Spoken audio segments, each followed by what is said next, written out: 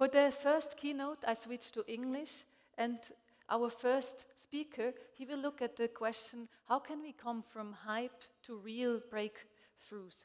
Jakub Borkowski is Director of European Business Development and will show us how the combination of smart technology and meaningful business can lead to business cases and real breakthroughs. Welcome on stage, Jakub.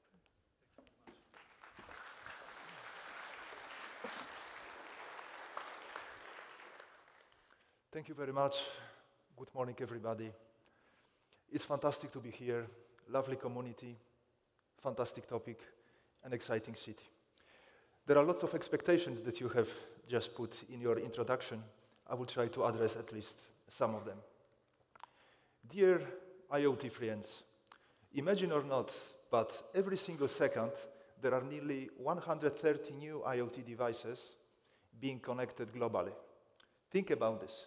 This is about 13 million devices connected every single day. I think we can call that we are already a smart community, and we are living in very interesting times. Devices is nothing without pipe, without connectivity.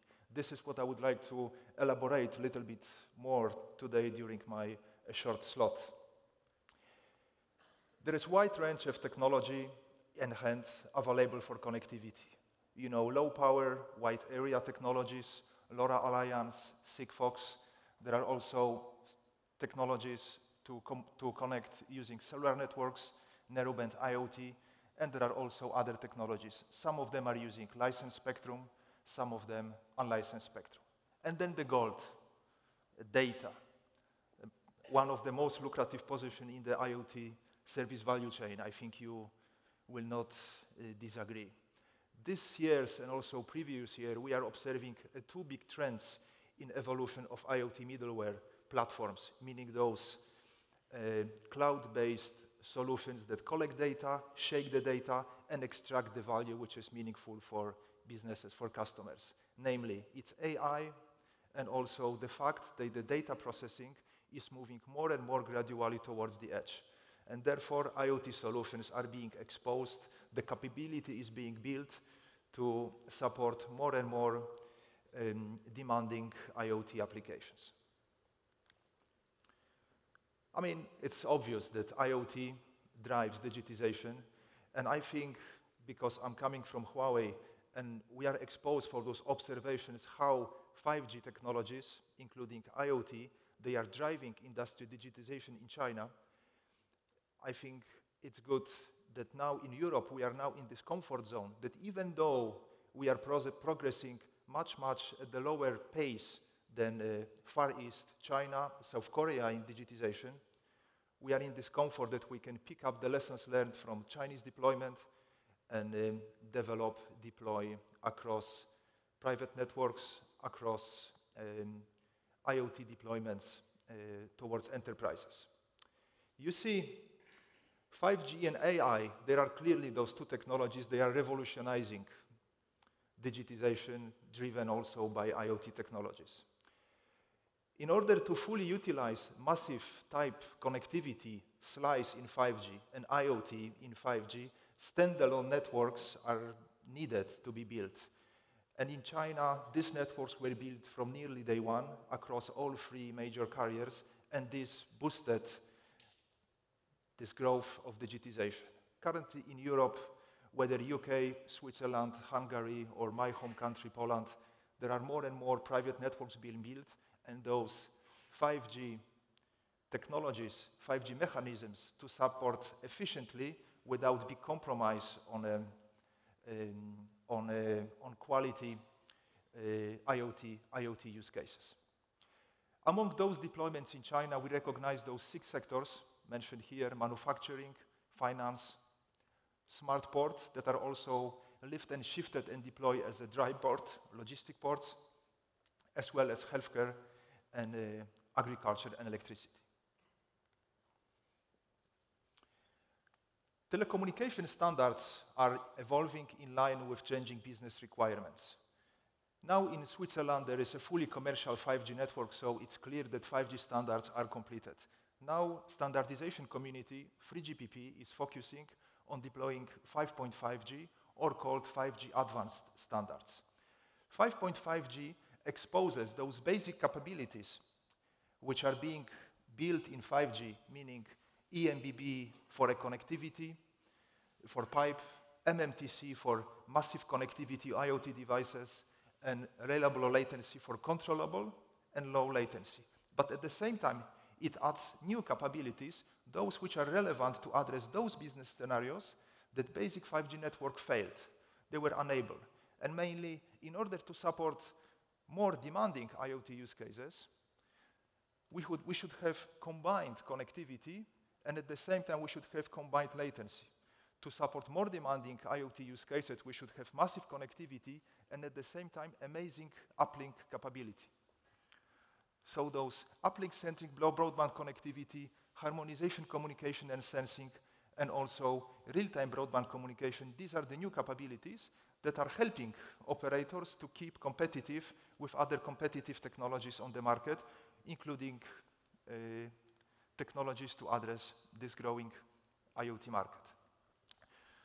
Those three technologies reduced capability, which is in principle aspiration during ongoing standardization work, to create a device that will work as a 5G device, but at the same time it will cost significantly less, and still it will not compromise too much comparing to the legacy 5G terminal.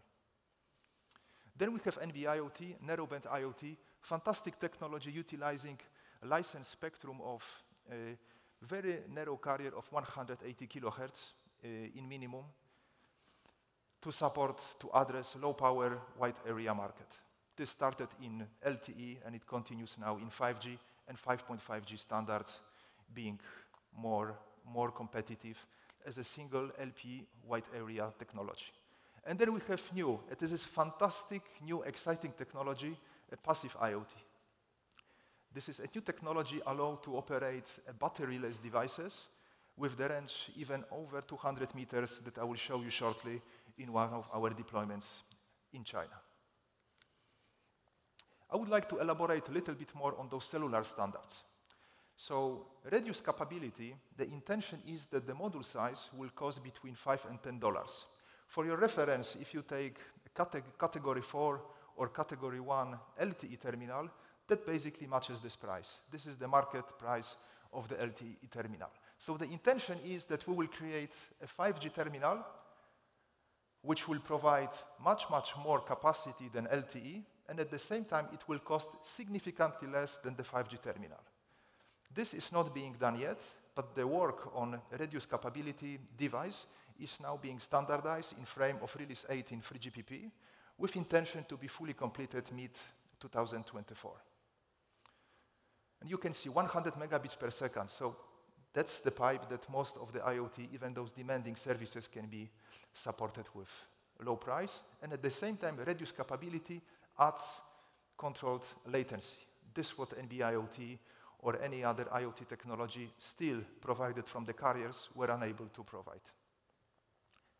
Then we have evolution of NB-IoT, narrowband IoT in 5G.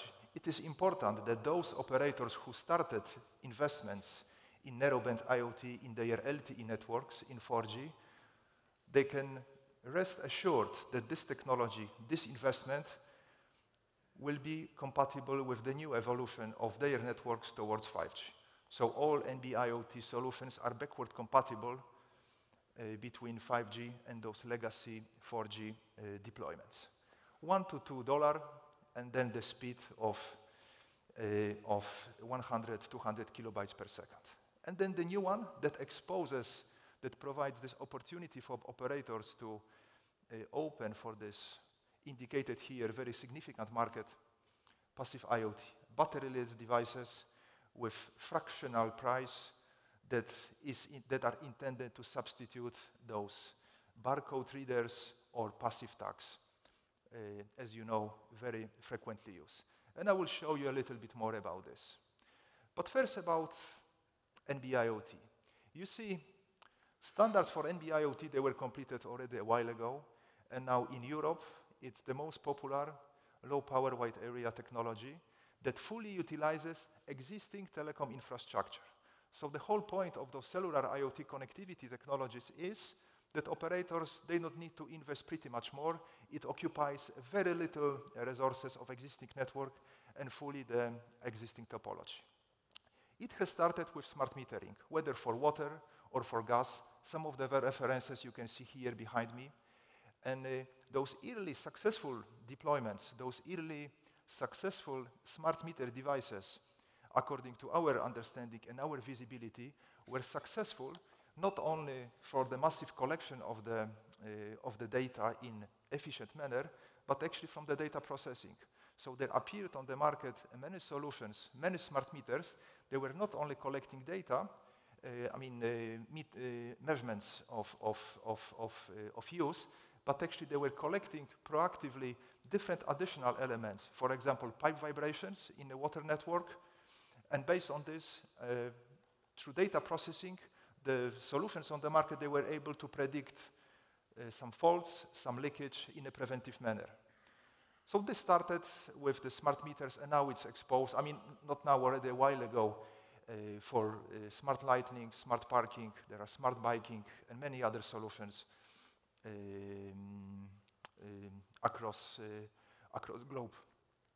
I just shortly wanted to refer in Europe that NB-IoT is now clearly the most popular, and many operators actually have NB-IoT enabled in their networks. There are many solutions on the market that support this. You can see figures 2020, 2021, what's the growth, and this is actually continuous now.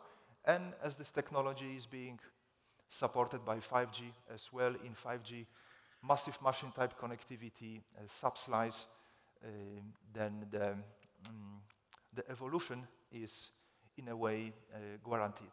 There is one new term here I just wanted to briefly mention about this, is LTE-M, is also a standard for LTE cellular IoT that is far more wide comparing to narrowband IoT.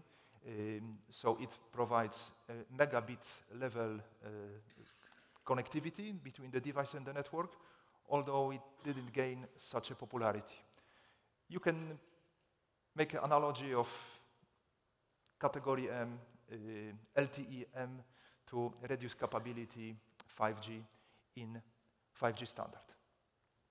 And also what is important, because that opens for more logistic type of scenarios, roaming. There was an early issue with, it still continues to be an issue, although it's being handled gradually, that the roaming between different networks is being supported also for NB-IoT, so that opens for more demanding use cases.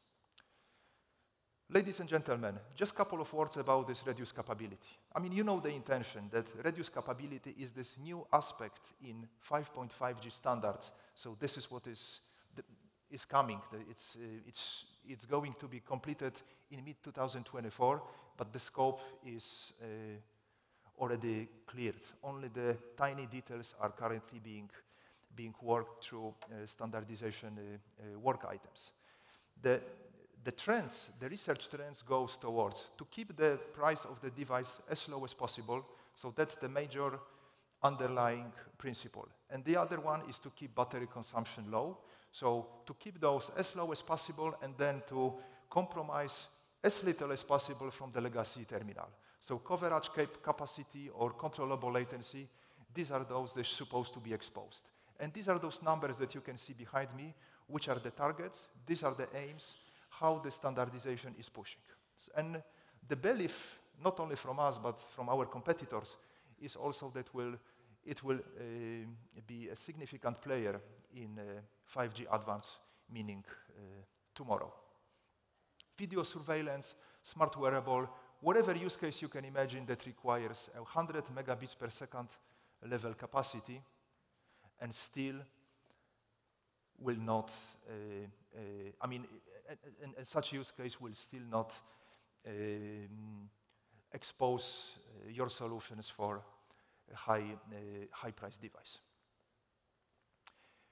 And very shortly, so I mentioned about that reduced capability 5G device. The price is expected to match a legacy LTE terminal. And here I just wanted to show you for a brief comparison how coverage, how capacity differs. So what's the added value comparing to the simple LTE terminal? And at the same time, as a new item, the controllable latency is added. So it's basically twice better capacity and better coverage of about 30%. And then, dear colleagues, this passive IoT, this amazing technology to replace the passive tags, the readers, the bar readers, that utilizes 5.5G technology based on the special mechanisms utilizing 180 kilohertz carrier, so it's very tiny, similar as narrowband IoT, and still offers similar capacity at the level of 100 kilobits, that it's impressing, based on this very low modulation scheme and a massive number of repetitions, such that, and the special mechanisms which is embedded in this transmission, enabling to extend this coverage to even over 200 meters, as it's represented here on the slide in this deployment that we did, the POC in China. So imagine that you can actually expand this basic reading of passive tags to 200 meters that can bring a significant influence, this is how we believe, to IoT business. So in principle, if I make it more accurate, two use cases we are observing for passive IoT. One is the replacement of these barcodes, and another is to replace battery-operated devices who collect data during the real time.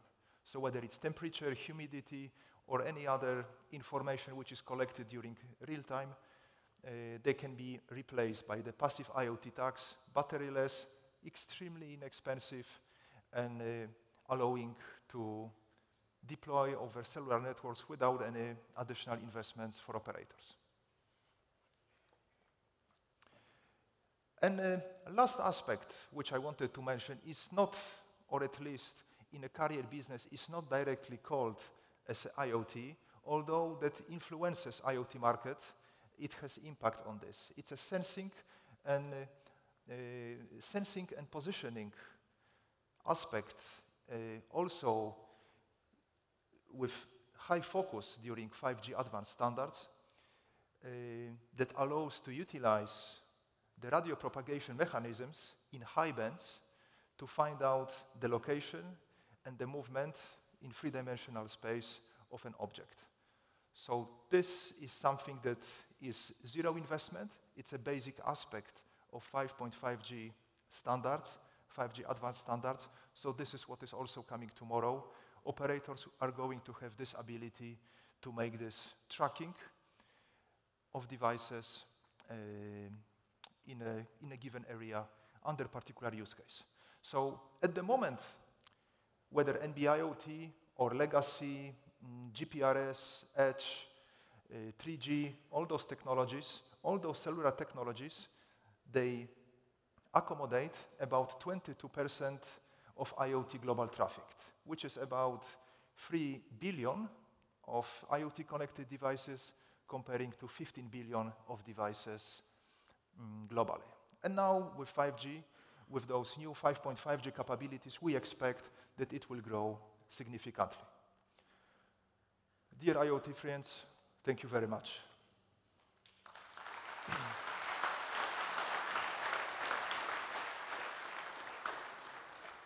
Thank you very much, Jakub. The IoT friends have questions for you.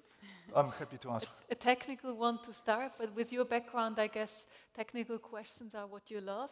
How does Huawei cope with the topic security and vulnerability of its IoT solution? So is this something that you do in the partner ecosystem, or you build up new capabilities in the company? In majority of the use cases these days, we are a provider of the connectivity. So what we provide base station, antennas, and those solutions. It's difficult to say about cloud deployment, about those solutions where actually data are being collected and the value is being extracted, as in the middleware business, we are not significant player these days. So for the technology, our involvement is passive. We are providing devices, so it's a pipe, and hence the security aspect is fully handed over to carriers.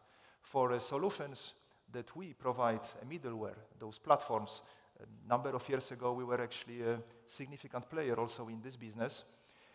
We are providing this to operators. They are installing the middleware in their data center, so it's a fully handed over to operators for them to operate. So in a way, the security aspect is not given as a service, is being handed over to operators for their operations. It's like two layers. You have your part and then the business. Yeah, because, and if I also elaborate a little bit more about the security of the connectivity is such, you see whether NB-IoT or any other technology that utilizes cellular networks, they go based on this, they follow this basic 3GPP standards. So all those mechanisms which are in a way preventing any fraud, any attacks to regular cellular communication between people or between servers are being lifted and shifted and deployed for IoT. So that the security is actually one of the beauty of the cellular IoT technologies is a fact that we can impose a carrier-grade security mechanisms to IoT that perhaps in competitive technologies is not that transparent, not that straightforward. Thank you very much. I just realized this was not a technical question, but it's dynamic. When people vote, it changes. So the technical questions I meant to ask was, how many tags can you have in a cell of 200-meter radius? And what's the available transmission rate per tag? I'm not sure if you... What's the transmission rate, sorry? The available transmission rate per tag. The available transmission rate. So the standard specific IoT, they aim to maintain about 100 kilobits per second transmission speed rate. During this test, I think we had between 50 and 100 kilobits per second transmission throughout the communication. The limiting direction is the uplink, because this battery-less tiny passive tag must be able to send the data with sufficient power over this 200 meter to the base station. Base station is never a problem because it always can send with the higher power. So that's the rate, and we have to understand that we are unable at the same time to control latency very accurately and the rate. If we talk about passive IoT devices, so those battery-less tiny elements, in order for them to transmit with such a long distance, they must repeat the frames, the communication number of times. So that goes on the massive number of repetitions and reasonable rate.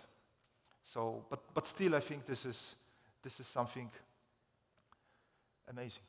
Last question to conclude. You mentioned the price drop and also that these devices are getting smaller and smaller, and now AI coming in that combination. You think this will accelerate the whole transformation? So this combination that suddenly the technology has matured and is affordable and smarter?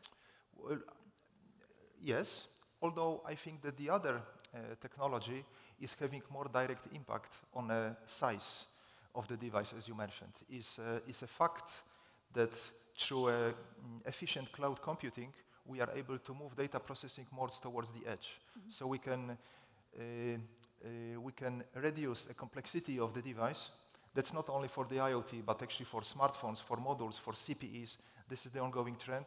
We are reducing complexity of the device in order to drive the price, affordability on the consumer market high, and then move whatever it is possible to the cloud.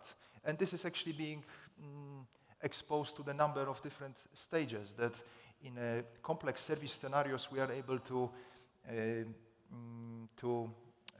cut the parts, how the data processing is being handled, that some of the data is processed in the H1, some data in H2, which is a little bit farther, and then the rest maybe in the core data center. So, and the role of AI, of intelligence over here, is how to intelligently cut this data, to cut different portion of the data to assign what should be processed where.